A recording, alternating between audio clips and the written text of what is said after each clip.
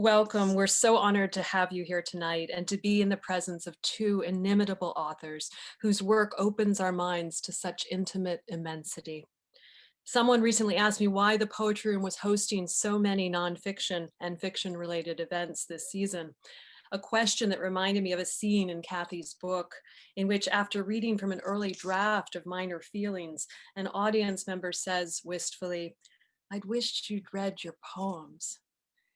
But the question my friend asked did get me to thinking, and I thought, actually, these are poetry events as far as I'm concerned, because to my mind, at least, poetry is a structure uniquely adept at questioning and unsettling structures, systems, fictions, grammars, silences. And I can't think of two poets who do this more dexterously than Cathy Park Hong and Maggie Nelson, choosing prose at times as their instrument. They move fluidly between the two, and in so doing awaken us to the forms and formations in which we wittingly or unwittingly exist. So much of Hong's book is, in fact, an exploration of what she describes as, quote, a trail of failed forms, as she confronts artworks, socio-political frameworks, the knotted psychodynamics of a family, the tense trinities of old friendships, and involves us in her vulnerable and volatile search for a structure that might not so much contain or placate the differences and diverse feelings she encounters, make them, as she says, disappear into America's amnesic fog, but provide the site of interchange to catalyze and activate and fully realize them. "I wish you'd read your poems," the woman continues. "We need them to heal." "I'm not ready to heal," Cathy says. And in the paragraphs and book that follow, Hong proceeds to document what Halen Sisu has called a wound that went to work in this country and beyond, and begins the arduous project of transforming what Fred Moten has described as the, quote, seen through into the gone through. Instead of healing, she wants to bring us up against the very fault lines and open wounds that continue to inform our realities, such as the arbitrary, disfiguring line that two fumbling US officers, as she describes them, used a Nat Geo map to draw through Korea, such as the curtain on the United Airlines flight drawn between the plane's economic classes, which Dr. David Dow clung to as he was ejected from the vessel, bloodied and wounded. Her work situates itself in different rifts and tectonic shifts that are, as she says, still changing as I'm writing this. And of course, much has changed, or rather the lack of change has grown more amplified and urgent since this book was published just before COVID.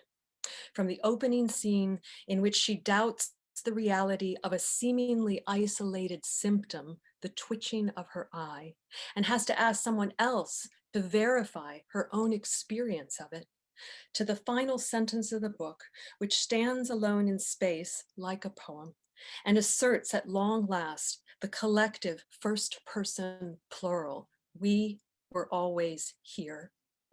Cathy involves us in a teaching that is also a learning, in a writing that is also a critical reading, in a motherhood that is also a revisited childhood, in a historical reckoning that is also a forward-looking, demanding, momentous, and unconditional becoming, one in which Cathy and Maggie will no doubt involve us in tonight.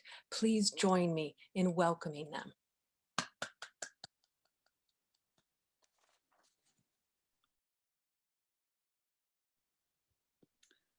All right, well, I'm here. Are you here, Cathy? Yeah, I'm here too. Okay, great. Now I can see you. Great, fantastic. I'm thrilled to be here with you doing this. Do you want to read a little bit to start? Is that what we? Yeah, sure. I'll read for Okay. about like 5 minutes, just a couple passages, and then let's just Reckon. Verse, reckon. Yeah, exactly. Reckon. So I'm just going to read just a little bit of United. It's after I had my little this little confrontation with my therapist, who cold-heartedly rejected me. For as long as I could remember, I have struggled to prove myself into existence. I, the modern day scrivener, working 5 times as hard as others, and still I saw my hand dissolve, then my arm. Often at night, I flinched awake and berated myself until dawn shiv of light pierced my eyes. My confidence was impoverished from a lifelong diet of conditional love and a society who thinks I'm as interchangeable as lint. In the popular imagination, Asian Americans inhabit a vague purgatorial status, not white enough nor black enough, distrusted by African Americans, ignored by whites, unless we're being used by whites to keep the black man down.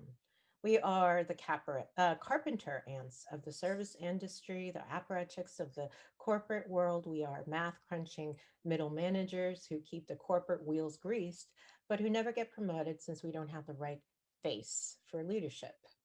We have a content problem. They think we have no inner resources. But while I may look impassive, I am frantically paddling my feet underwater, always overcompensating to hide my devouring feelings of inadequacy.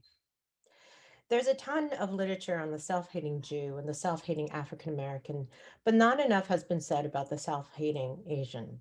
Racial self-hatred is seeing yourself the way whites see you, which turns you into your own worst enemy.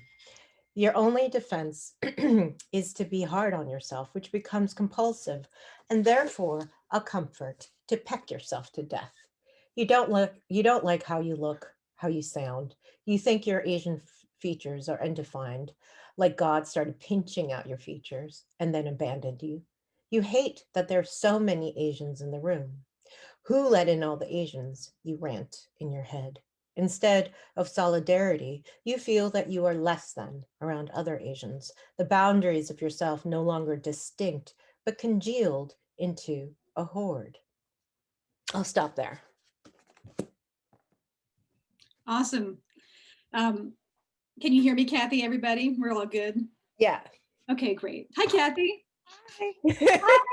Hi. Just a little background for you guys, because hang on a second, I want to make this so I can see just Cathy while I talk to her, but okay, there you are.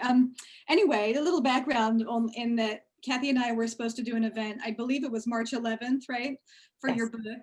And we had back and forth all week about, well, you all know about the week of March 11th, about when, and it eventually was canceled. I mean, it really almost, it was hours from happening and then it was canceled.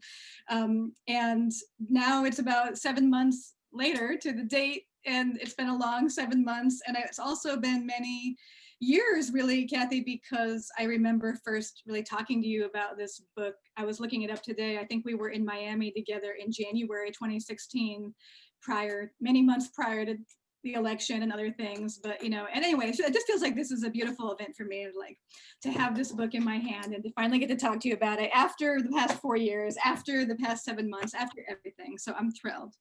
And I guess I just wanted to start off by saying that, you know, when we sat and talked at this Miami thing we were both teaching at back years ago, you know, I've read you saying since then that your conception of the book changed so much, you know, due to political events and different things. And I was starting a book at the same time, and I found it, you know, really difficult to figure out my stance to my writing practice over the past few years. And I know a lot of people that I work with as students and friends have felt the same way. And I just wonder if you might say a little bit about how the writing of the book changed and how you figured out, I mean, the fastest way to date a book is to include anything about the times, right? And you really don't really all that much. And I think, I don't know, the book seems kind of like a feat of the moment and not of the moment. I just wonder if you struggled with that or how it went for you. Sure. Thank you so much for that question. First of all, thank you, Woodberry. Thank you, Christina, for that incredible introduction. And thank you, Maggie. I also remember being in my office at Rutgers where I teach with my suitcase my carry-on bag. I was about to go on the plane to fly to California to meet you and like do a talk, and I was really looking forward to it. And then I was going to San Francisco and then Seattle, and then everything was canceled in it was 2 hours away, and I canceled my flight. And then that same day my classes were canceled, everything was shut down, and I was like, okay, new reality. And I think, you know, in the process of working on this book, first conceiving this book and then having the book come out, they've been two kind of cataclysmic incidents that really kind of irrevocably changed this country, although one should say that it was heading there anyway. But I was, you know, I think I started working on this book, maybe like really, I mean, it turned into its essay form. Like I decided to work on it as a book of essays, or that was my decision. And I started working on that as as essays in 2015. And if you remember 2015, there was like, it was in reaction to, you know, Black Lives Matter is happening. And, you know, a lot of this discourse on race, and a lot of protest was happening even then. And then, but I always thought of the book as more of kind of maybe a little bit more of an academic book on race and institutional racism in the arts. And I thought of it more as a kind of portrait of an artist. But then when Trump was elected, I think this happened to a lot of writers and artists I know. There was this moment of panic, and you just felt like the rug was pulled under you. But not only that, I felt like the rug was pulled under me every day, you know, and we still feel this way, where it's just been this like cyclone of the news cycle. The news cycle is a news cyclone. And like how do you possibly capture that in writing when the writing process is absolutely glacial? Like how do you do that? So I had that freaked out in that way too. And I was like, this just felt like my focus on the book seemed much too narrow. But I didn't know how to kind of broaden it to capture the moment. And I think this is an anxiety that a lot of writers, at least my students, have. Like, how can I possibly capture this moment? I thought, you know, there was this like, I'm unfortunately on Twitter way too much, but like there's someone tweeted like 20 years from now, you know, someone who's getting their PhD in history is going to say, yeah, I specialize in October 1st, 2020 to October 2nd, 2020. Like, you know, oh, that's rather broad. But anyway, I think for me, like my way of dealing with it was to get more personal. I had to get more personal, more vulnerable. And also I had to weirdly, actually my scope got narrower. I thought like, you know, before it was more of a book about race. And then I thought, no, I really have to kind of really focus on the Asian American condition. And not just on the Asian American condition, but my perspective as an Asian American about this country. Because I just think that is not, that's not there.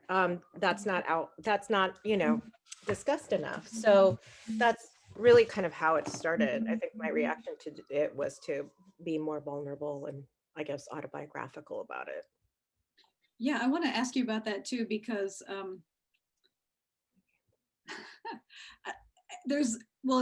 I read that you said in an interview that, you know, you said it was the hardest thing to write myself into this book. I kept hitting a wall.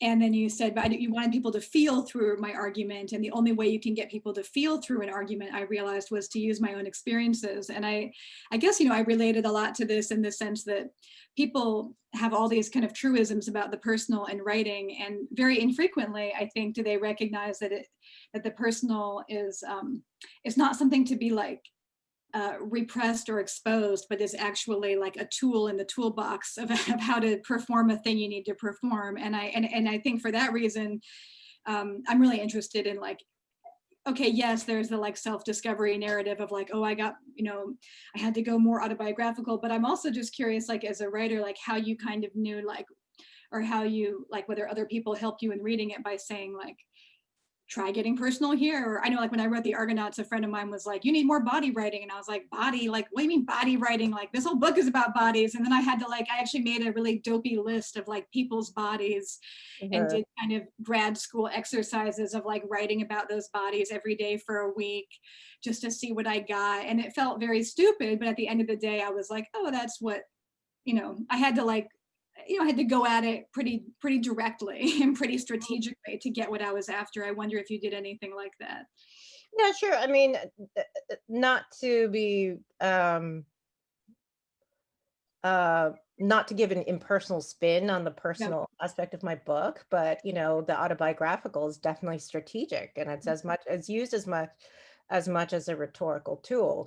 I mean, like when I was, and my editor, I've said this before in interviews, like Victory Matsui also had a lot to do with pushing me to be more personal. What they kept on saying was, what's the emotional stake for, I mean, it's a very editor thing to say, what's the emotional stake for the reader? Like you have to have, there has to be some kind of journey being taken, and not that it necessarily has to be memoristic, but there has to be some kind of something at stake. And I was like, oh, I hate that word stake, but I think it's true, but it's true. I mean, there's also a reason why it's a truism. And I think there was, it's like, in a way, it's the same way that I used humor in this book. I mean, so, some people might find it funnier than others. Other people might find this book absolutely humorless, but like when they were reading, like I use humor to disarm, to kind of keep so that the reader is unguarded, to show that, and then to clinch them with whatever uncomfortable message I have to give. And it was the same way with using these kind of very personal anecdotes. And and they're often anecdotal. They're not like, I don't have this like long autobiographical narrative that goes on and on and on. It's more like, I'll like, I will kind of put forth either a concept or an argument that people might find objectionable. And then I'll use a personal experience where I make myself vulnerable so that it will kind of melt the reader's defense, so it's a little bit calculating too, in a way.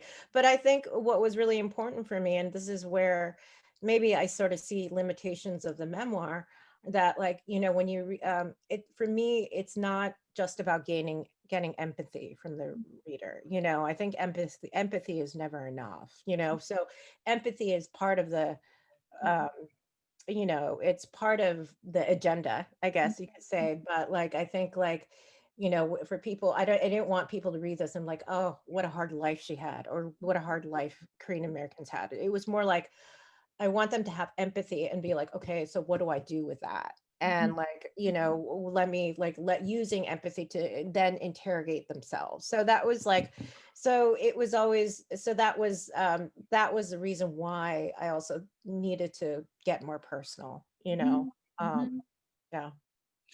Yeah, I mean, the way you do it is, I think, really amazing, because I think, I don't know, I know that when I was writing the Argonauts, like, I think someone at one point said, like, I think you need more encounters with jerks, like as anecdotes, like to show like how bad the world is or something. And I was like, well, that is not going to help this book, like more encounters with jerks. And like, encounters with jerks is such a like genre. But then like you're saying, okay, yes, you can make it vulnerable by being like, oh, but look at my foibles, or look at my wound, or different things. But what you do, I feel like, is that you stage the encounters, you also stage the vulnerability, but you end up hitting this kind of emotional gong, which is just like you described. It's not, I can't really explain it. It's like a whole different, and a whole different use of a wound or pain. It's like and I wouldn't say like it's, it just radiates a different note, and you get out of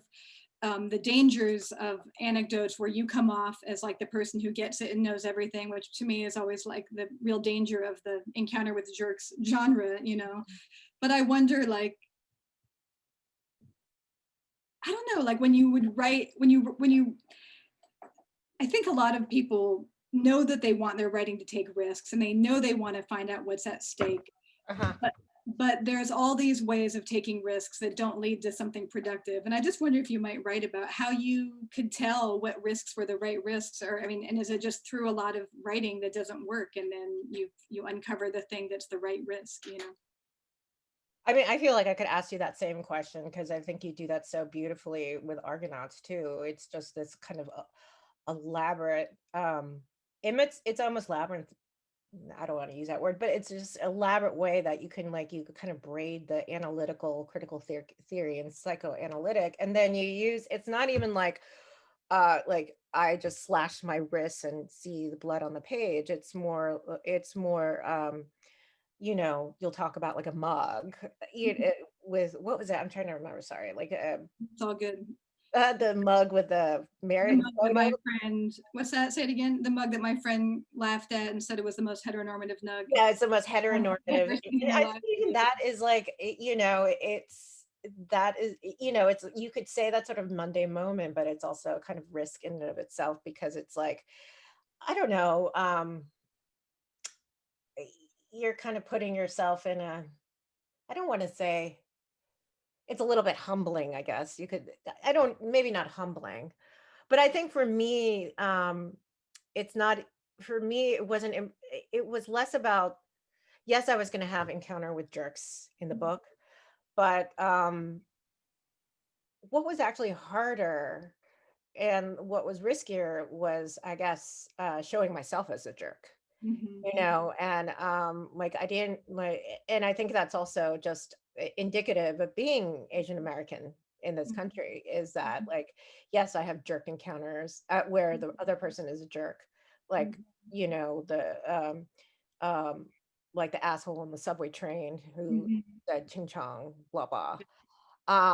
But for me, that's not as interesting. You Right. know, I mean, like that's not as interesting to me. It's more these like kind of interpersonal or personal relationships I have, how it gets kind of into the subtext of friendships, relationships, and then how it spirals out of there to kind of economics, our professions, jobs, and so forth. And um, but for me, like it was just I had to show it wasn't just my vulnerability, like, oh, look how many times I've been hurt, but it was also just the moments where I was like, I am enacting, you know, I'm being an aggressor in a way that, where I'm just like perpetuating, Mhm. capitalist white supremacy, whatever you want to call it, you know, like the scene with the nail salon where, you know, there've been some people who were very kind of upset. There's this one scene in the nail salon where I'm the customer, Mhm. and for people who haven't read the book, like I'm the customer, and there's and it's a family, a Vietnamese family who works there, and the one the person who ends up being my technician is a young Vietnamese teenager boy who's like 14 years old or so, and he's, you know, he seemed like he was like, you know, either born or raised from an early age in Iowa, and he was my nail technician, and I just like could tell that he didn't want to be there. He didn't want to be working there after high school, after during after school hours, and I could just read the resentment in him, and I, you know, and he just ended up giving me a really shoddy pedicure job, but I think, and you know, and like was hurting me, in fact. But I think, and I was angry, and but I knew, but it was a really difficult scene to write because it wasn't like I was a victim. If you're looking at it in terms of the service industry, and if we're talking about class and so forth, I'm the aggressor here, you know, but then at the same time, he's male, I'm female, and so forth. For me, it was much more interesting when it wasn't so like, it wasn't so victim, um, prey, predator, victim, aggressor, or anything. I think I wanted to make it truer to the life that I've experienced where power relations are really entangled and where we're constantly compromising ourselves, whether it's like on As if we're a customer and dealing with the service industry, or if we're dealing with our friends, or we're dealing with our family members and so forth, that it's not it's not as easy to say like I was a victim or I had this encounter with a jerk. Yeah. Does that answer your question? I think Yeah, I did. totally. And it kind of leads, this was one of my questions that was like far down the list because it's a little bit like in the weeds, but it reminded me so much of it. I'm just going to go there, which is that, I know that we both admire the writer and scholar Saidiya Hartman, and I don't know if you read Saidiya's little piece that she had in Art Forum this summer, but it was, there was a quote from it that I was thinking a lot about when I was reading your book, and I just wondered if I'm just going to read a little bit of it, because I think, because Hartman's been so articulate in ways that I think you are as well about the not just the limitations of empathy, but sometimes like the toxicity of the model of empathy, but also about this question about how on earth to undo the structural relations that we find ourselves in that are that are causing so much injustice and suffering. But so I had my students read this the other day, and it was interesting because maybe I'm projecting, but I think that since so many people are engaged in self-educational projects right now, I feel like it kind of hit hard, where she says, what we see now is a translation of Black suffering into white pedagogy. In this extreme moment, the casual violence that can result in the loss of life, a police officer literally killing a Black man with the weight of his knees on the other's neck, becomes a flashpoint for a certain kind of white liberal conscience, like, oh my God, we're living in a racist order. How can I find out more about this? Or a set of demands, educate me about the order in which we live. And it's like, oh, but you've been living in this order. Your security, wealth, your good life has depended on it. So it's crazy making. The possessive investment in whiteness can't be rectified by learning how to be more anti-racist, in quotes. It requires a radical divestment in the project of whiteness and a redistribution of wealth and resources. It requires abolition of the carceral world and of capitalism. Nothing short of that's going to make a difference. Anyway, I was thinking this when I was reading your book, and I was just thinking about, your own investment in arguing for divestment in the project of whiteness, kind of from all quarters. But I was wondering if you had any thoughts, again, this is why it's a little in the weeds, but about the kind of opposition that she's making between that and like pedagogy or self-education. I don't know if I'm making any sense to you. But because I guess when I was reading your book, I felt like you were doing such a deft job, and I think you've said this as much, where it's like, if somebody knows all this history, they're just right at home reading it and kind of cheering you on. But for those who don't know a lot of it, it's going to be deeply educational for a lot of people as well. And that does have to do with, a kind of baby step towards the kind of divestment. Yeah. Talking about. I definitely, I agree with what Saidiya Hartman is saying. And it's one thing to read the go through the anti-racist reading list and think about how can I be a better human as a white person, and how can I be more empathetic. And it's another responsibility entirely to actually radically divest, and I think as a perfect example of that is our education system right now, where white liberals are willing to talk and read Ibram Kendi or whatever, but then at the same time, they will still send their kids to private school, and rather than agree to the integration of public schools. That's like just the perfect example of perhaps what Saidiya Hartman is talking about. And I've heard criticism about that, just about like especially since George Floyd, there has been this influx of or this need, this kind of a collective need, especially among white liberals, to educate themselves and to read books, anti-racist books, and the problem with that, the criticism of that, is that it just seemed more self-help rather than like actual an active, rather than like an activist kind of collective movement. It's more just self-help. It's more, and like I've heard Robin DiAngelo, for instance, being white fragility being that where it's more about etiquette and just how you interact with people rather than how do we redistribute resources so that we're not going through this anymore.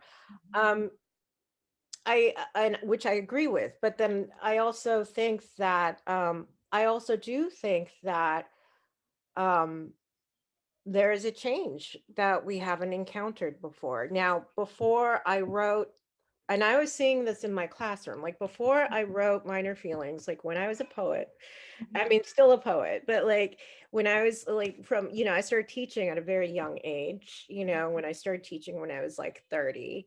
I kind of wish I started a little bit later in life, but in the classroom at least, there was none of my students Mhm. wanted to talk about race. None of my way, if I had a Black student who wanted to, um, who said something Mhm. race related or Asian or Latinx, there would just be silence, awkwardness, and I would have white students who would say, why do we always have to talk about race? I'm so sick of talking about race, and get away with it without being canceled, you Yes. know. And and I have seen that kind of relationship, that kind of uh dynamic changing Mhm. over the years, starting I think after Black Mhm. Lives Matter in 2014, Mhm. where yes, you could say because of woke culture, Mhm. students have been more like, at least the younger generation that I've encountered, both Mhm. at like fancy liberal art schools, but also in Rutgers, Newark, where it's like immigrant, first generation college students who come from Black and brown immigrant families, Mhm.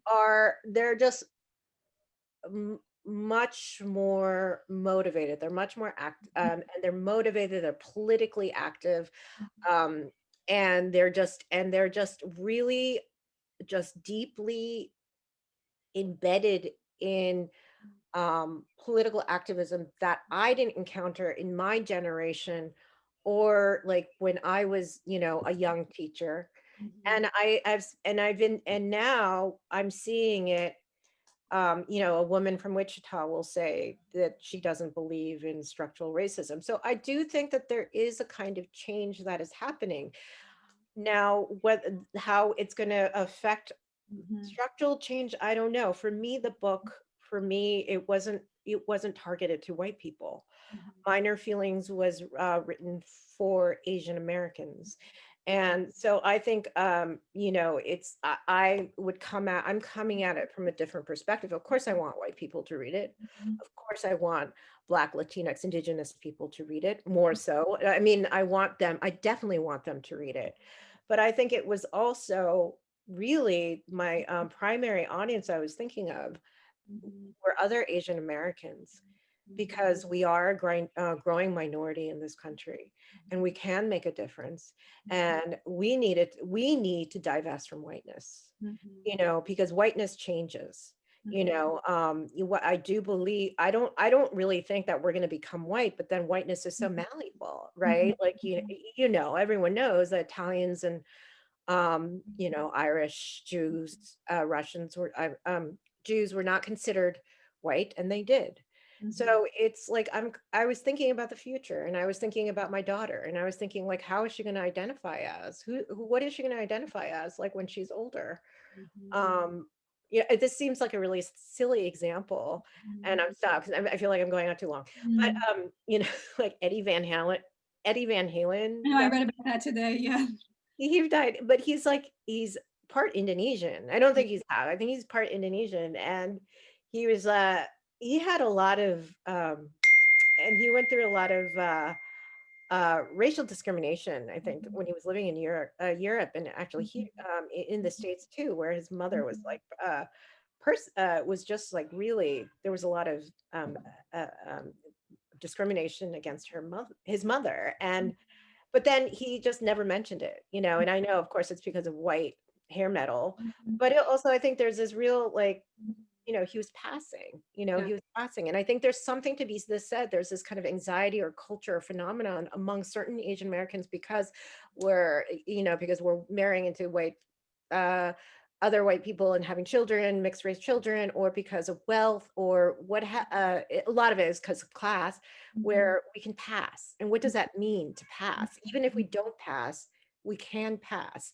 And so that was the real kind of the crux of the book, is also for Asians to divest from white capitalism. Yeah. I see that I have so many more questions, so we're going to have to, whatever, you and I are going to have to do something on the down low soon so that we can talk through them all, but I'll just ask one more, and just because people are going to, and if you have questions to throw into the chat, pull them up and put them in there and I'll check it out. But just because you were mentioning your daughter at the end, and she enters just a little bit at the end of Minor Feelings, and I was just thinking about, I'm going to go out on a limb and bet you've been seeing probably a lot of her the past 7 months, maybe more than before. But and this is just a personal question that coming from someone with a child of more the same age. I just feel like there've been a lot of articles about this, but I just feel like it's been so. You had a book come out. I was trying to finish a book. It's been so strange to me to be thrown back into 24/7 caretaking while also trying to sustain an intellectual life. It feels like I have a newborn again, and my attention span is completely shattered. It's been so frustrating, and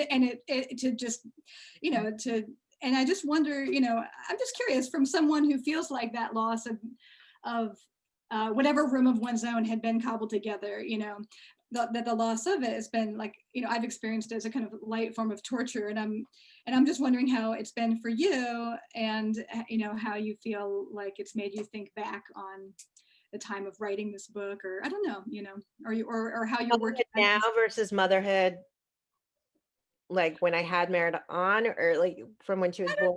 Just like, I'm just curious if you have any thoughts about, I'm sure there are a lot of people who are here in the, in the session who are also just figuring out how to maintain an intellectual life with all the pressures and the caretaking and all these different things, and just wonder if you had any thoughts about how it was going for you.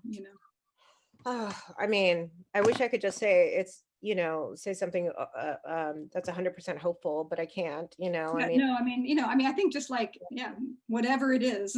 I mean, I think like you were when I first had Merritt, you sent out an email to a bunch of your friends asking, this is about your book that's coming out, by the way, in 2021. I think so, yes, a year from now. But so please, everyone, look out for Maggie Nelson's book, Freedom. What's it? It's a long title. It's called On Freedom, 4 Songs of Care and Constraint. Oh, okay. On Freedom, 4 songs of care and constraint. And you emailed everyone asking. Yeah, my questionnaire, right? Yeah. Yeah, about Liz, what our ideas about freedom was. And at that point, I was, Merritt was newborn, and I just I couldn't think about that question beyond my self-pitying self. I was just really because I just thought my personal freedom was completely sacrificed. I had completely sacrificed my personal freedom for Merritt. Really the biggest freedom was my ability to escape, my ability to move. I was no longer this sort of darting pixel. I was someone who was now rooted at home, and I couldn't take off when I wanted. I had no sense of self, really, and you'll hear mothers say that all the time, when they just have a baby, is that they don't have a sense of self, and I was just like basically a feeding machine. And there was no intellectual life, and I really grieved that, that I had I felt like I had no interior life. And then I got some of that back, I managed to wrest some of that back, and I did return, and it was because she started school, babysitting. I think for anyone who wants to be, who's young, who's serious about being a writer, and who also who has a partner or wants to have a partner, it's so important to have a partner who will support you. If it's a man, someone who is a feminist, in that they will do 50% of childcare. That's very rare to find, but try to find that kind of person, because that was, because I have a partner who did that. who has done that for me. But I think like during the pandemic, it was like, it's almost like it was like I returned to that kind of isolated life as a mother with a newborn, where I suddenly felt like I had no inner life again, no interior life. And there was nothing to feed that interior life, because everything was just, I was not alone. I think like in the pandemic, it's like people are divided between, there are people who are feeling alone all the time, lonely all the time, and other people who never feel alone and want to be alone, And so I'm of the latter. And I think you just have to you just have to get through it, and you have to write what you can. But your brain, and I just take faith in the fact is that your imagination and your intellect are still working during this time. It's subconscious. It's not there, but it's working. It's there. And you have to just trust your intuition, because I wrote Minor Feelings when Merritt was like 2, 3, 4 years old, and that was a really hard time to be a mother. And I had to I had to get up at like 3 a.m. sometimes to find the quiet and peace to write a passage but I was able to do it, because it's like, as frustrated as you are and you feel like you have no life, actually, it's when you're the most frustrated that in the back of your subconsciously, you're actually thinking, you're actually processing. And you have to steal those moments, but you can steal those moments. And I did. And I trust, and I feel like, even though I'm back at that stage where I have no interior life, because I've been through it before, I think it will come back. Right. Okay. I'm very glad to hear you say all that, and I'm going to take it on faith from you, Cathy. Now I'm going to look at, if I look weird because now I'm like over here, it's because I'm going to look at the chat. We have a lot of people writing things. Everyone just bear with me as I find some questions to ask. There was a question that was posted twice, so I'm going to find that one here. It says, wait, let's see. Okay, well, this is a question from Charlene Wang. Minor Feelings woke me up. Here is one question for Cathy. What actions would you recommend us to take on the journey of finding and owning our own identity as Asian/Asian Americans? That's a big question. I think it depends on where you are in life, I guess. And it really depends person to person. And I would say, first of all, finding your community. If you haven't already, this is why I say it depends on the person where they are. Like, I think it's finding other, I mean, I think this mistake happens a lot when you're young, where you're more aspirational about your community rather than being in a community where you feel seen, which people have said this a lot about. My book is that, and I feel still so incredibly moved when people say this, is that they feel seen when they read my book. And it's the most incredible feeling when I'm around people where I feel seen. And I think it's really important to find that kind of, BIPOC community where you feel comfortable and you feel that. But I think it's finding the right kind of belonging. That's first important. And reading as much as you can, which is also, and reading to find that belonging, also reading to make yourself uncomfortable. And then after that, but I say this again and again, belonging, finding that place, finding that belonging is not enough. It's almost like you need that belonging or that place to give you the armor to act against what made you feel alienated in the first place from when you were a child. It's like, so, because it's not because whatever that made you feel alienated as a child is often economically, racially, structural. And that may seem broad, so for instance, like, let me just use the 2020 election as an example. Like, reaching out, first of all, to your family members and who might live in Georgia, and making it absolutely imperative to them that they have to vote. A lot of Asian Americans don't vote. They're so loath to enter the public life. And a lot of them are loath to enter the public life. So that's like getting your families to vote, getting your community to vote, or getting them involved in whatever cause or that feels closest to you. After you find that comfort and belonging, is to kind of stretch yourself out and make those bridges. But I have to, like, I would love to know specifically. I have to know specifically where the person is coming from too, of course. Mhm.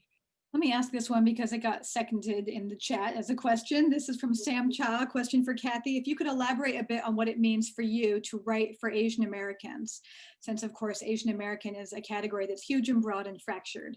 In the book, I think you talk a bit about coming to the realization that you were often writing for white Americans. So a kind of definition of writing for Asian Americans via negation, but what does a positive definition look like? Ooh, that's a very good question. And something that I would love to just think about before I answer it. I think that first of all, when I say Asian Americans, I mean I cannot speak for or to a whole, well, I'm speaking to, but I can't speak for a whole demographic of Asian Americans. I think I was maybe, I wasn't thinking Asian Americans. I was thinking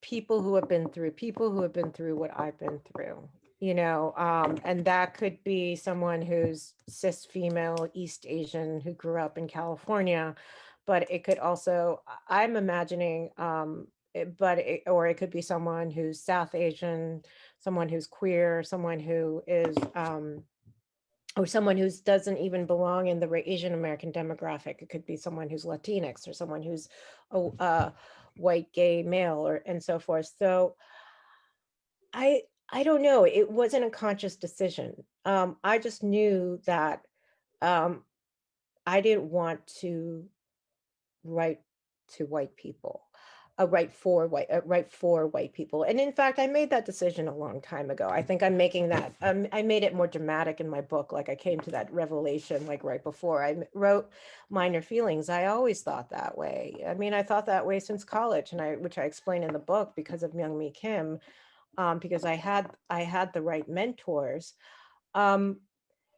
Which is and my way of not writing for white people or to fight for white people was to not explain myself, right? To not make my experience an anthropological experience that was palatable to a white audience. But then after a while, and this was after I had Merit, I realized that there are also limitations to not explaining myself, which is that I wasn't explaining myself to me, which is why I kind of began with that therapist section, which is that like I was kind of, there was a lot, I didn't really know how to write my interior life, and I think I didn't have the language for it exactly. And it's weird saying that because I'm a poet and that's supposed to be what poets do, that's what poets do all the time.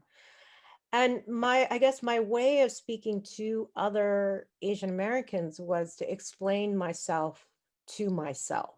It wasn't like explaining myself to other white people, explaining myself to, or to the institution or editors and so forth. It was trying to kind of figure myself out. And I was by proxy, I was hoping that I would then be able to explain myself to as a way of processing, as a way to other people in my community who would get it. Obviously I didn't think everyone would get it in the Asian American community or understand, or I also knew that people were also going to feel indifferent or feel pissed off. I was also hoping that people would feel pissed off because I want Asian Americans, I want it to be a conversation, and I think as a way to combat the flattening effects of Asian American stereotypes is to have this kind of agonistic debate about what Asian American identity is. And so that was that. And to the question about negative negation versus positive, there is a lot of negation in the book, but it was something that I had to kind of spell out for myself, you know. And I think in that way, it was very basic, you know, to kind of because we should be over that, right? In a certain ways, we should be over the racial self-hatred. Um, and I think I am, but I haven't really said it out loud.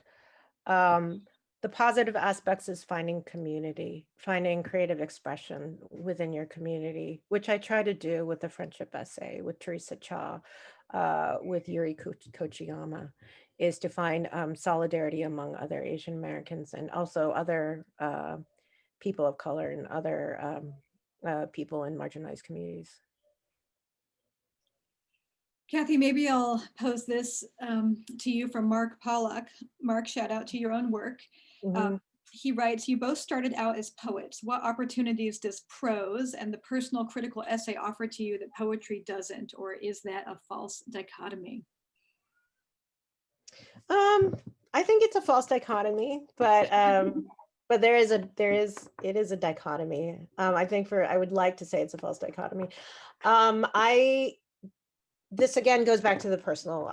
If you read my poetry, it's like I write poetry like a fiction writer. The poem is, it's like a stage for me. It's a dramatic platform where I like to throw my voice. And there's kind of the lyric form has always been sort of, it's a very, for me at least, it's a very kind of heightened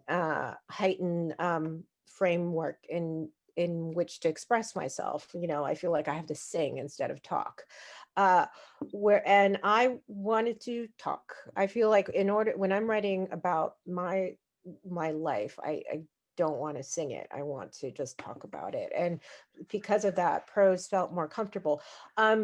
I also thought, weirdly enough, like there was more, the prose offered more space for, when Kostenbaum talks about Roland Barthes this way, he says a system of nuance. And I thought there was more room for that system of nuance. I think with the lyric form, there's less space for tonal variation, which I wanted a lot of in my, I wanted a whole range of different kind of feelings, right? And humor, for instance, didn't work well in the lyric poem, in the lyric form. When I'm being satirical, people would take it seriously and think I was, I was being earnest. People just default, the lyric by default is earnest. They just think you're just always being serious. And it was just hard for me to kind of weaponize a lyric form because of that. It was much easier with prose. Mm-hmm. All right, this is from Aparna Kumar. How do you see intersectionality within the Asian American diaspora, Indian Americans and Korean Americans, et cetera, in this project of divesting from whiteness? I think that's such a good question. I think, first of all, we have to realize, and I don't know, I don't think I emphasize this enough in the book, is that Asian America, I mean, you could say this about any identity, but I think it's also especially so for Asian Americans, because unlike Latinx community, we don't even have a shared language, except English, I guess. But from our homeland, we don't even have a shared language. And what Asian American is not this congealed identity. It's a coalition of nationalities. It's an alliance. It's a coalition. And if we think of it that way, I think it would be easier. It's an easier way to kind of think about the Asian American identity, instead of always giving this caveat, being like, oh, it's not a monolith. It's not a monolith. It's like, no, it is what it is. It's a coalition. So it's like, and so I was speaking, writing about the book, and at one point in the book, I'd say I can't write about Asian American identity. I can only write nearby it, and I can only write nearby it as someone who's cis female Korean American, woman, second generation, so for who's professional class, bourgeois, whatever. And you know, name your, you know, identity marker. But you know, and so I could only come at Asian Americanness from that perspective. And I think like of obviously my experience is not is going to be different from someone who's you know, who's South Asian or Southeast Asian, or someone who comes from who's Hmong, you know, comes from a Hmong community in Minnesota. But I think that's why it's important to have oh God, Viet Nguyen talks about that. If someone remembers, on the, please throw it on the mention in the chat, narrative plenitude, or the plurality of narrative. Narrative plenitude. Viet Nguyen talks about narrative plenitude, and you know, there needs to be that kind of narrative plenitude, so that the fact that Asian Americans are a coalition become as clear as possible, you know. And so this is why, and I think that's, but I think there are a lot of similarities between, like, say, South Asians and Asian Americans. I could say that, like, there's a lot of, in the way, the fact that we came, many of us came after 1965. Not all of us, but many of us came after 1965, and that we, you know, and that we came under certain immigration rule laws, and that some of our parents, you know, and I think a lot of us, there's this also this class connection, and a lot of our parents are aspirational, and have bought into sort of this kind of colonized ideal of the American dream. And there are a lot of similarities, I think, but I think it's important to first start with the fact that Asian America is a coalition, first of all. So I'm just rushing through this because I know that we have, you know, these are all good questions, but there's like, I just feel like you could talk about this, you could have a discussion. I mean, like a conversation about this for like hours, you know, with each of these questions. No, it's really true. They're great questions and they're big questions. And I would encourage people, I think we probably have time for two more. So I'll read one. And then if you have any burning question, feel free to send it in. This one got seconded also as a question. So from Michael Feely to us, to you, your book introduced me to the poetry of Theresa Cha. And I wonder if you can comment on her work and how dictate and other of her work can be more widely taught in poetry classes. I'd never had exposure to her work before in poetry workshops, for example. So. Just teach it. If you're a teacher, I think that I was she's actually someone who has been taught in a lot of Asian American courses. I don't know why she's not taught enough in uh, uh, poetry classes, but she's someone who I was introduced to in an undergrad poetry workshop. So I think I had a kind of misplaced idea that because I was taught Theresa Cha when I was in college, that everyone knew about Theresa Cha when they were in college. And much to my dismay, I learned that she was very obscure. But I think it also depends on what kind of education you had, where you, what kind of teachers you had, and so forth. I think she's right now, her work, it takes her book is very difficult, especially in this age of like social media, where people just want to consume language rather than actually kind of really sitting down and digesting and redigesting language. She kind of, because of the difficulty, I think that's why teachers are sometimes, some teachers are afraid to read it and teach it. And also I think it's because a lot of her book is about Korean history that people don't know about. And I think there's more, I've been really heartened to see how there've been more literature about Theresa Cha. There's been like more articles about her, but she also has an extensive bibliography of scholars who devoted a lot of work to kind of deciphering, celebrating, you know, finding other archived works of Theresa Cha. So there's a lot of writing you could teach alongside Theresa Cha, as well as all these writers who've been inspired by her as well, like myself, but also Claudia Rankine was very, Citizen is, owes, debt to Theresa Cha's dictate. A lot of poets are writing cross genre now, and it's like, but it's important to go back and look at the earlier influences like dictate, so it's a good way. So for younger poets who have that appetite to like write in that in cross genre docu poetry or whatever, it's dictate is an incredible example to start from. And I would, let me just say this, I think like right now, especially a lot of younger poets are interested in sort of truth, and the kind of like using archives to kind of explore what truth is, and through the use of using documentation and so forth. And I think dictate is a great way to begin, a great book to teach for that. I just want to apologize to everybody and that there are questions I haven't gotten to in the chat, and they're good ones, but I'm just going to ask the last one that just came in as the final one, which is, how do we embrace the coalition in terms of the countries and cultures of our heritage, especially when those countries are largely invested in the pursuing of the American dream, albeit from a distance? That actually kind of echoes a question that came earlier, which had to do with investments in capitalism in general. Anyway, I can read it again for you, Cathy, too. Yeah, I'm seeing it right now. How do we embrace the coalition in terms of the countries and cultures of our heritage, especially when those countries are largely invested in the pursuing of the American dream?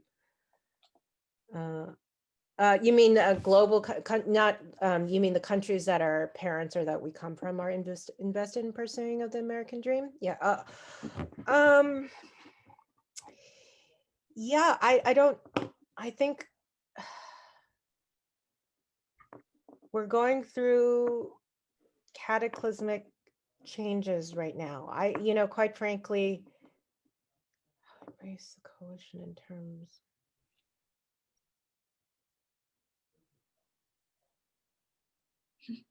You're going to have to be selective. I don't know. I mean, you have to be selective about what you choose to embrace and what you choose not to embrace. And I think in terms of this country, I would say that you have to, I think it also depends on whether you're 1.5 generation or first generation or second, third, fourth generation. But what I find heartening and what I find hopeful is the coalition building that's happening here now, that I was seeing, where I see echoes of, I write about the Black Panther Alliance with Asian American activists in the late 60s. And when I was writing that, when I was kind of longing for that time, hoping and longing for that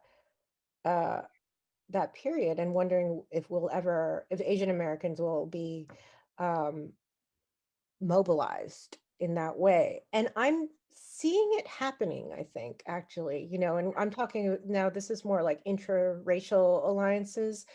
I'm seeing that kind of mobilization, that kind of fervor and passion, and politics, political embracing of politics, and really interrogating anti-Blackness and anti-capitalism, capitalism in their culture among Asian Americans, among millennials especially, and Gen Z. So what I'm seeing here, I think, is also a split from the parents, and I think, and I'm interested to see what's going to happen to that. I can't give any prescriptive ideas what's going to happen in the future, but I'm definitely seeing, Asian Americans were predominantly Republican. Voted Republican up until Reagan, Bush, and it was really Obama where there was a split, and Asian Americans became more left-leaning, and you're seeing that really now. And there's a generational split between older immigrants who were very much indoctrinated by the Cold War and indoctrinated by this ideology that of the American dream and the neoliberal dream. And it was, it was also, especially Korean, as a Korean, I can say that, because they had to, it was a kind of escape or release for them. And for my parents, it was a way to justify moving here. It was also a survival ethic. But I think where for some younger Asian Americans, they're not in that survival men, mentality anymore. A lot of these younger generations are talking about communist revolution. I'm sorry, I feel like there's a continuation. Should we even invest in American democracy at this point? A lot of these younger generations are talking about a communist revolution. If you mean voting, yes, you should. Yes, because it's not like it's fucking vote for Biden. He's not like the end result. You just have to like, do you really want to see Trump's ugly orange face every day? For God's sake, get him out. He's a cancer. Get him out. I don't like, Biden was my second to last choice, my last choice, but I just want Trump out. And then we'll go from there. And then it's a step-by-step. It's a step-by-step process. First, get rid of the cancer. And then, revolution doesn't happen at once. Once we have SCOTUS, once we have, I don't know what we're going to do with Amy Coney Barrett as a Supreme Court justice, because it's not just people talk about Roe v. Wade, but we're also talking about deregulating corporations, voter suppression. We're talking about like, wiping, Yale affirmative action, that case has come back with Barrett in as a Supreme Court justice. What is there's also affirmative action can be endangered.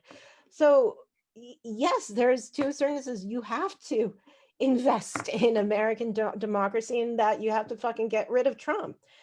I want to, a communist revolution doesn't happen. It doesn't happen just from, it's like that whole kind of Nader, Ralph Nader belief that you have to the country has to just get to rock bottom before there is a revolution. It doesn't work like that. It hasn't worked like that. We keep moving back.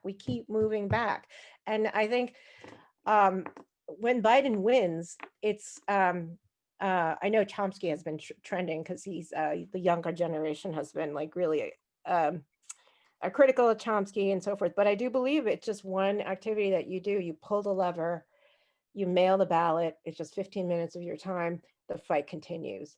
After Biden wins, the fight continues. I believe in the revolution. I think Black Lives Matter, that those protests have to continue. This is just to have Biden win is to just so that we can breathe. Just give us a second to breathe before we continue the fight and before the revolution can, because it's going to take years. It takes years, and it's slow, and it's going to be a long process. And Maggie, if you want to add to this. I've been enjoying seeing the chat is just suddenly finally blowing up with questions about revolution and Geminis and all kinds of things. That seems like the kind of appropriate mode to, even if you were there, the old Marxists saw about kind of like having to have an analysis for your revolution. I think that, your work is the kind of work that provides that analysis. So I think it's super important. And I'm just gonna say, you guys, as I saw in the back, that I thought this book was, the minute Cathy started writing it and all the way through to fruition, it was destined to become a classic. I can't encourage you guys to go out and get it enough. And I hope that when we all however many of you guys who we can't see, but we can see some of you, but when we can see 245 of you in person again, as Cathy said, let's just keep talking our heads off, together. So Cathy, thank you so much for talking with me and asking me to do this. It's such a pleasure. So thank you, Meg. Oh, yeah.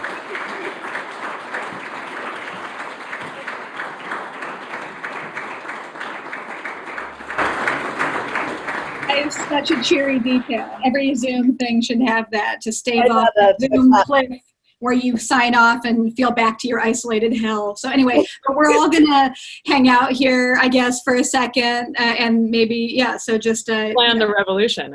Yeah, there we go. Exactly. Yeah. Please feel free to linger and mingle, and then we'll cue up the music. Does anyone want to say hi? Unmute yourselves. Hi, Cathy. Thank you so much. Thank you. Such an inspiration for all of us. Thank you. Keep going. Hi, Cathy. Maybe say who you are too, you guys, in case we know you, you know. Oh, Cathy, this is Kelly, Chris. Hi, Kelly. So good to see you via Zoom. Finally. Hey, Keishong, it's so good to see you. Oh, Jen Bourbon. It's Oh, so hey. fun to see. I need light in my. Kathy, I know it says Douglas Culhane. It's Mark Wunderlich. Hi, Mark. This was amazing. Amazing conversation. Hey, Maggie. Good to Hi, see you. Mark. So good to see So you. happy to see your face. And That your was just sister. fantastic. I just loved all of it. It was so great to hear. Thank you. Are you in the Catskills right now? Are you? I am. Here's the cat to prove it. Your Oh, sweater indicates you're somewhere really great that's not 100 degrees like wherever we are. But Yeah, it's chilly here. There's a fire in the wood stove. you look very hugga. You know that term? Yes. Yeah. Yeah. Love it. Well, good to see you. That was terrific. It was really, really wonderful. Great to see your faces. Great to see you too, Mark. It's so nice to see you. Hi. Hi. Okay. Maggie, thanks so much for doing this. And I hope we get to see each other at some point in 2021 when everyone is vaccinated and hopefully we have a new president. But maybe I shouldn't even say that because I'm going to It's all right. I'm all for imagining, you know, good things to come. So yeah. I think so too. We'll but you know, I'm so glad that we got to do this. I have, you know, I mean, I tried to pare it down, so I only actually had 3 more things to ask you, but I cared about them all, but we'll get to keep talking, you know. Yeah, we'll do that. We'll keep talking. And I'm so excited about your new book. And maybe I'll get a preview if you're. No, it's yeah, swiftly we'll have to, yeah, I know. I'm just trying to map out the childcare time to finish the copy edit. Like there are still 105 people lurking around. So should we, anyone else want to say hi before? I want to say hi to Cathy and Maggie at Suzanne. Hi. Meeting like this, what the heck? And I've just been thinking about you and wondering how the hell you're doing. It's so good to see you. I miss you both. This was so great. Oh, Suzanne. Oh my God. My name is Hahe, and I just want to thank you for helping me feel like I exist. Thank you. Thank you. So. Hi, I'm Sam. Just saying. Hi, Sam. Thanks for all your questions. Yeah, thank you for that very thoughtful, difficult question. Thank you for puzzling through it in real time. Glad if your 11-year-old got a laugh. Is that was you that said that too? Yes, it was. Yes. Yeah. That's great. That's Yeah. He walked in and heard Cathy like saying "fuck that," and he was like, "Ah!" That's the kind of call I like, right? Yeah.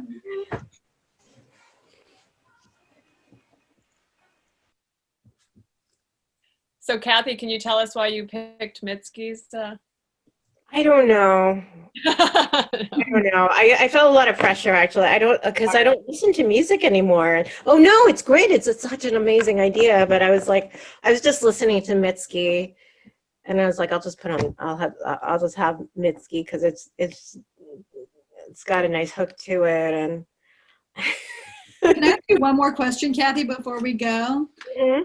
I just wonder, you know, have you felt any kind of grief about doing this kind of conversation as opposed to like in-person embodied conversation around your book, or do you feel like it's made other things possible, or how's that been for you?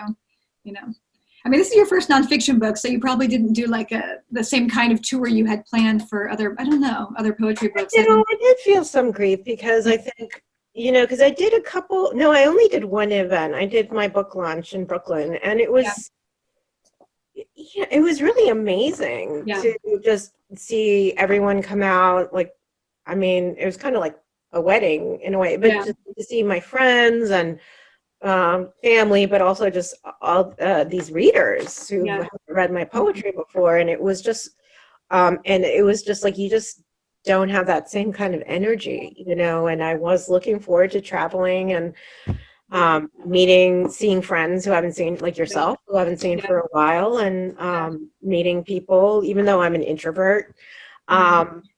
So I thought it was sad to miss out on that, you know, and I was very upset. At the same time, I should be grateful that the pandemic happened now versus, like, I don't know, 1996, you know, because I'm still able to.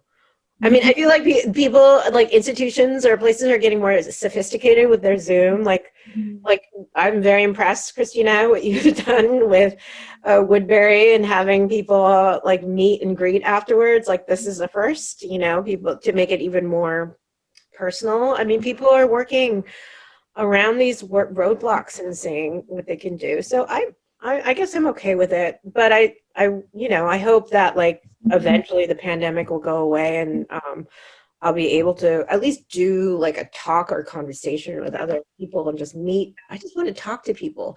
I used to hate talking to acquaintances and stuff, or making small talk, but now I miss it. I don't know. There's a lot of research about all the dopamine hits we used to get every day from, like, buying the paper or whatever. So now it's like, you know, everyone's like, wait a minute, something's missing. You know? I know. I mean, not that anyone buys the paper anymore, but, you know. You like doing that? Buys the paper. Do you like going to readings and, like, I mean, doing readings and doing events and going on a book tour and so forth? Sure. I mean, I guess the reason why I was thinking about it with your book was I was thinking that, on the one hand, it's so amazing because in a book that has this kind of trajectory about these questions about the we and everything, it can get such huge reach. So you probably can have people at your Zooms from all over the world, and that's so amazing. On the other hand, you know, to me, at least, say with the Argonauts, like rooms full of queers, all of whom were kind of excited about nuanced conversations that weren't like that, where there was like a collective gather that wasn't under like a polemic, was very, very invigorating for me. And each time it happened, I felt like it was proof when everyone said, well, how can you organize a sense of the collective unless you kind of have a, you know, polemical single message? And I was like, well, they seem to come out to book events. You know, it was very exciting. And I thought your book, you know, I think when the pandemic's over, you know, that will happen too. So it seemed like there was probably gains and losses, you know. I know. I mean, that's one benefit of Zoom is, like, people can tune in from, like, other countries, and that's amazing, and, like, other parts of the country. But it is, you can't replace that, like, that community in the room, having, like, all those different bodies together, and, you know, and feeling, and all coming, like what you experienced when you were reading Argonauts to a room full of queers. And that's how I felt when I was reading Minor Feelings and that one event that I had. And but this is, I really appreciate this, and I appreciate the people who are listening in, and, like, people are Zoomed out. I'm sick of Zoom. My daughter says, I hate Zoom right before I came in here to do the Zoom event. But, you know, so I'm extra grateful that people are still willing to do this, like, you know, join in on Zoom and Zoom in, even though everything is on Zoom right now. So there's so many great things happening on Zoom. I was just looking at the rest of your programming, Christina, and, you know, on the Harvard series, and Alice Notley and Coming Soon, all these different things. And I just felt, again, kind of a real sadness about parenting in this time, and just how there's just so little that at least I personally can take in at the moment. And, you know, how grateful I am that there's so much happening and so much appetite for it, you know, keeping people hopefully a little bit sane, you know. Yeah. Oh, we were going to have you moderate that, though, weren't you? Like in a week or something. Yeah, that's the other thing. People are like, if you're asking anybody to do anything during this time, oh my God. Like, I've gotten so many requests, like, next week, could you? And I'm like, no, you lost me at next week. But it's very funny. Yeah. But what is amazing was Anna. Oh, yeah. Hey, Jen? Oh, someone was asking questions in the mute, but I want to just briefly say hi. I also have 2 small kids. I'm hiding in the bathroom. I was at soccer practice with my son, listening in. Just, you know, Cathy, I got to first hear you read from Dance Dance Revolution, I think at KGB years ago when I was getting my, right, at NYU, I was getting my MFA back then. And it's just been so wonderful to be with your work and get to hear you tonight. Christina, I miss you. I miss being in Boston and coming to the Woodberry Poetry events. Maggie, thank you so much too. So I was like, I can hear the kids. It's like, I will have to dash off, but just wanted to, and I pushed open the closet door. Just wanted to say thank you. And I do really feel the one thing I'm thinking about is how that coalition building is so important, and we have to social distance, right? And it's like, how are we able to build community, and how are we able to get those voices together when we can't be physically in the room together? But I think, like, as you were saying too, we are in the Zoom room together, and I'm tired of the Zoom room as well, but today was definitely a day I wanted to be here as much as I could. So thank you all. Hey, before you go, I'm putting something in the chat for you that I love. So let me see if I can get it here. Oh, great. Thank you. Okay, there we go. It's just it's an interview with Fred Moten and Stefano Harney, but where they talk about we're together, we're not alone, even if we're not together. And it was a very heartening interview for me to read during this time. So. Oh, I have to. Is that the one that was at the end of Undercommons, or is that a different? This is a new one because they have a new book, and this is an interview for it called "When We Are Apart, We Are Not Alone," and it was done in May of this year, in advance of their new book. And I don't know, it just was really great for me to read it. When I read it back in May, it made me feel, much better. That sounds great. I'm going to read that too. Thank you, Maggie. Yeah, I felt really bad. Fred gave a talk at the exact same time as your event tonight at Harvard. So.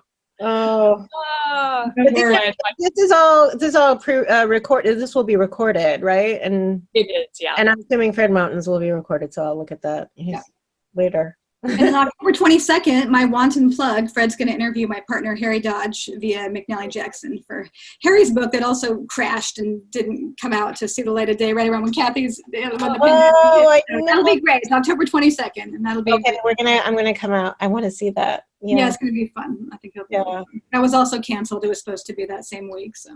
Well, that's going to be brilliant. I'm excited to. I'm going to definitely zoom in for that. All right, I'll send you the term. Is it I never say the right word. Is it zoom in? Zoom? I'm going to zoom for that. I'm going to zoom onto that. zoom onto that. Zoom onto that, Cathy. Zoom onto This is scary because there are 63 people here, but I can.